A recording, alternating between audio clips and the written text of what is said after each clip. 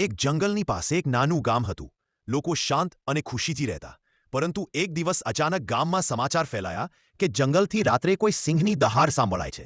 લોકો ડરી ગયા કે ક્યાંક સિંહ ગામમાં ન આવી જાય.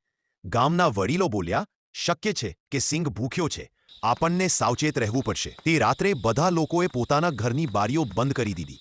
પરંતુ ગામનો એક બહાદુર છોકરો રવિએ નક્કી કર્યું કે તેને જાણવું છે કે હકીકતમાં બહાર શું થઈ રહ્યું છે. રાતના મધ્ય સમયે ફરી દહાડ સાંભળાઈ. રવિ ધીમે પગલે ગામની બહાર જંગલ તરફ ગયો. ચાંદની રોશનીમાં તેને ઝાડની પાછળ કોઈ મોટું આકાર જોયું.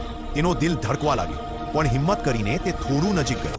અચાનક ગર્રરરર મોટો અવાજ આવ્યો. રવિ ડરી ગયો, પરંતુ એટલામાં તેને જોયું કે આ તો સિંહ નથી, એક મોટો ઢોલ હતો જે હવામાં ફસાયેલ પાંદડા અને પવનના ઝોકથી પરાજય જેવી દહાડ કરી રહ્યું હતું. રવિએ હસીને શ્વાસ લીધો. તેને ઢોલને પાછું ગામમાં લાવ્યું અને બધાને બતાવ્યું. આખું ગામ હસવા લાગ્યું. લોકો બોલ્યા, ડર તો આપણને જ બનાવ્યો હતો, સાચી હિંમત તો રવિએ બતાવી. તે દિવસથી